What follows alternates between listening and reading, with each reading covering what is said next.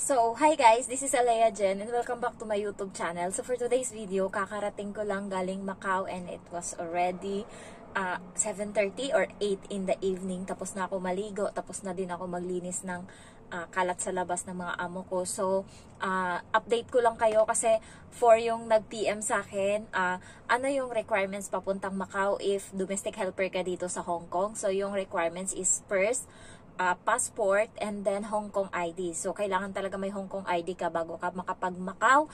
And, yun lang, dalawa lang. And, yung pamasahe is 65 Hong Kong dollar.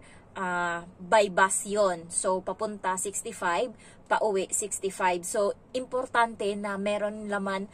Yung pamasahe nyo sa papuntang Macau is itap up nyo na siya sa octopus nyo. Yun yung ipambayad nyo doon para mas madali, mas convenient. Kapag may octopus kayo, kasi merong parang board doon or parang ano ba tawag nun? Basta parang pag nag-o-order ka, so itatap mo doon kung ilan kayo and yung ibabayad mo. Merong Alipay, merong Octopus. So, Octopus yung pinaka-convenient. And then, ano pa ba? Galing dito, Sunny Bay kayo bababa. And pagdating sa Sunny Bay, merong B5 ba yun? O 5B? Ganon na bus, and yun yung sasakyan nyo papunta sa terminal, papuntang Macau. So, pagdating nyo dyan, ibababa kayo mismo sa harapan and papasok kayo sa terminal nila. Hindi ko lang alam kung parang airport. Hindi naman airport kasi wala namang eroplano doon. So, parang terminal, hindi ko lang alam anong tawag. And pagpasok doon, diretso kayo kaagad pila sa immigration. And madali lang kasi Hong Kong ID lang yung kailangan nila in passport. And then, bibigyan na nila kayo ng maliit na visa, yung parang papel. So, ibibigay nila sa'yo. And then, pasok ka na sa loob, punta ka na doon sa taas, parang second floor or third floor yun. And then, pila ka uli. And then, sumakay ka na ngayon ng bus. Ayan, so nandun yung bus nila. And then, pagkatapos, pagbalik mo is ganun din uli. Pupunta ka uli ng immigration, pila, sundan mo lang yung mga tao and hindi ka maliligaw kasi maraming mga Pilipino. Nagkalat yung Pilipinong tourist or mga domestic helper na pumupunta din doon. So, hindi ka maliligaw. And yung biyahe namin papunta is 45 minutes pero pauwi is 30 minutes na lang. So, napakadali lang. And then, ano pa ba?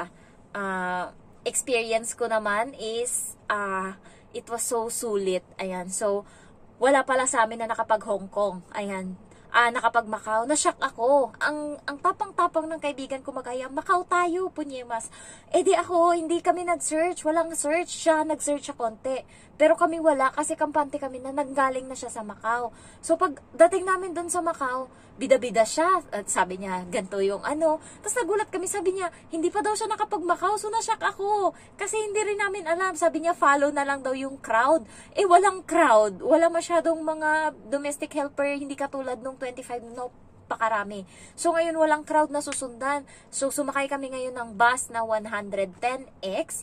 And then, unang bus stop pa lang, hindi kami bumaba. Kasi walang bumaba na, na mga tao. And then, pangalawang bus stop, bumaba na kami, punyemas, ang layo pa pala. 6 pala yung pamasahe. And importante na meron kang coins galing dito sa Hong Kong. So, magpapalit kayo ng worth 100 na coins. Hong Kong dollar. Kasi pagdating doon, hindi sila nagsusukli. So, kailangan iaabot mo always, ihuhulog mo doon sa driver malapit is 6 Hong Kong dollar. Yun yung pamasahe mo. Every people 6. So, kailangan may coins kayo. Hindi pwedeng buo kasi wala silang isusukli sa'yo. Ihuhulog mo doon kung 100, edi 100 pamasahe mo kasi wala silang sukli. Ayan, hindi sila nagsusukli. Kasi driver lang yung nandun, walang conductor, walang ganon. So, and then pagkatapos nun, sumakay kami bumaba kami ng second bus stop. Punyeta, ang layo-layo guys. And then, sinearch namin yung ruins. St. Paul ruins ba yun? Basta yung simbahan na putol. And then, sabi doon 10 minutes. So, naglakad kami ngayon. Buti ako, kabayan yung SIM card ko. Yung kabayan is pwede siyang gamitin sa Macau. And buong araw ako doon may signal. Kaya nakakapag-post ako. Pero yung mga kasama ko, kasi iba-iba yung SIM card nila. So, SIM, ano pa yung isa. Yung mga pang China dito, pang Hong Kong na SIM card. So, wala silang signal. Ako, kabayan. Ayun, ako yung nagsisearch. Pero, wala din kwenta yung Google Map, guys. Bobo din.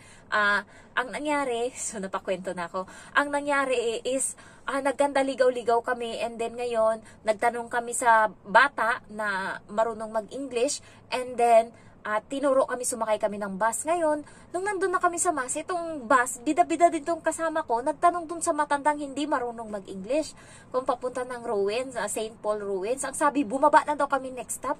Ngayon, bumaba kami next stop. Doon na, nabobo na kami, kasi konti lang yung nilakad namin. And then, grabe, sobrang layo pa pala ng Ruins. Pinababa na kami doon ng babae. And then, buti na lang kamo, merong Pinoy na nagtatrabaho doon, and una nagtanong kami ng mga lokal doon, hindi sila magaling mag-English, guys. Yung mostly ginagamit nila is Cantonese and then Portuguese. Ayan. So magugulat ka, Spanish yung doon, yung mga salita, Spanish yung mga letter na iba. Ayan. So yung toilet sa English, sa Portuguese lababo. So ganun yung translation nila. Kung dito is English and then Chinese, doon English and then Portuguese yung gamit nila. Hindi sila gumagamit ng Chinese. Pero mostly nagsasalita ata sila Chinese, hindi ko lang alam. Pero marami doon mga Spanish na mga tao. So, buti yung Pinoy, ayun, sinamahan kami hanggang doon mismo sa sa Ruins, kasi doon siya nagtatrabaho. So, tinuruan niya lang kami ng ilang kanto. Ayun. And then, pagdating doon, so, ang kwento ko talaga, kasi ang dami kong na-experience ngayong araw. Pagdating doon, nandun yung madaming pre-taste. May baon akong tubig, and merong malapad sila na parang ham na luto na kada pagpupunta ka, maraming tao, halos kada stall, kada store is nagbibigay ng pre-taste, and pre-taste nila yung parang ham, hindi ko alam ang tawag doon, ginugupit nila yon and kakainin mo. So nakarami ako ng ganun, guys. Bawat stall pinupuntan ko, kinakainan ko. So wala kaming kain, nabusog ako sa pre-taste. Sila na, yung kasama ko, kasi hindi ko makain ng baboy, so may dala siyang tinapay, and bumili din kami sa 7-Eleven ng tinapay. And then, ayun, puro pre-taste yung kinain ko, puro pre-taste, and then napainom akong tubig. And then napunta na kami sa Ruins, and then magkalapit lang yung Ruins and yung Senado, basta yung may Senado na word. Ayan, and then yung isa, yung casino nila. Ay, nakalimutan ko yung mga pangalan. Basta ilalagay ko na lang dito. Ayan, so magkalapit lang yun sila. And next mo na pupuntahan is yung Lisboa pala, magkatabi. Lisboa, Senado, and then Ruins. And then sa lugar na yan, bumili na kayo dyan ng pagkain. Kasi sa susunod na pupuntahan nyo is wala ng pagkain na mura. Doon makakabili ka 50, 60 kanin with ulam. Sa pinuntahan namin, 1,000 na yung presyo, yayamanin na, and kailangan makakain na kayo bago kayo pumunta ng ibang tourist destination. And then, pagkatapos is, sumakay kami ngayon ng bus, nakalimutan ko na kung anong number, 27B ata. Basta tanong lang kayo ng tanong doon sa mga dispatcher, yung parang nagbabas. Marami silang bus stop, guys, kasi walang train ata sa Macau. So maraming bus stop. Basta tanong lang kayo ng tanong, hindi kayo maliligaw. Kasi kami walang walang tour guide, and wala din kaming kasamang luma na nag-tour sa amin. Puro kami bago. Pero basta magtanong ka lang ng magtanong. And then, ang nangyari, sumakay kami, and then pumunta kami doon sa Venetian, Parisian, and ano pa yung isa naming pinuntahan. Doon, basta nagpunta na kami doon sa mga malalaking mga lugar na halos, tapos yung tower, yung parang Eiffel Tower ba yun? So, nagpunta na kami doon, and nagpunta din kami ng Galaxy. So, puro lang kami tanong-tanong, and then lakad, and then nagpunta kami doon sa Parisian. Maraming mga Pinoy doon, and doon kami nakakain sa food court nila, 3rd floor. Pero medyo mahal, pero okay lang. Sahod, sinuhuran ako ng amo ko, char. Ayun. So, ayun yung story ko about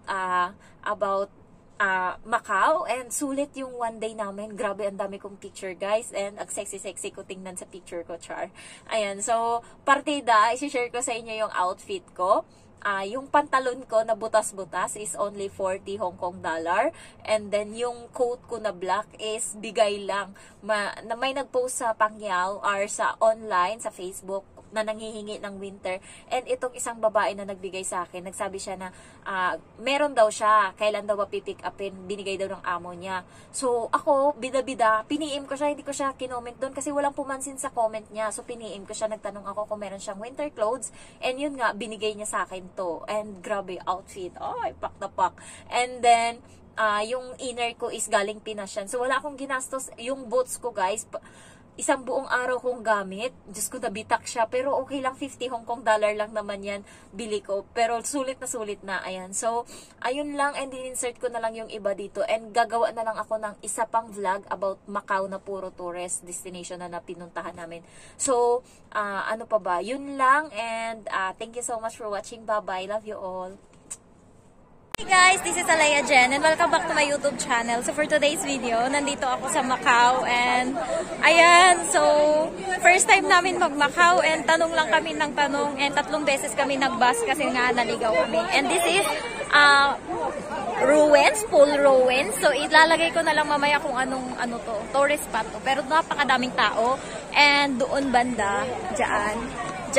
Free taste yan lahat yung nandyan. So, nabusog na ako sa free taste. Hindi pa ako kumakain ng tinapay na breakfast ko.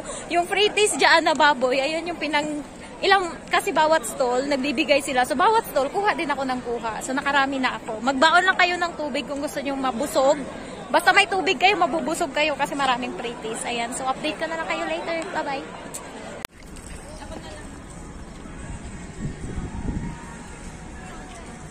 So, ayan guys, nandito na kami sa Macau and time check, mag-4 na ng hapon and pupunta lang kami sa Galaxy last stop and then uuwi na kami. So, sulit naman, yung nagastusang namin dito is pamasahe. Every pamasahe is 6 Hong Kong dollar and sa pagkain, 78 yung kinain namin doon sa food court. Ayan. So, sabihin ko na lang kung anong food court nga ba yun, be? Anong food court yun? Anong mall?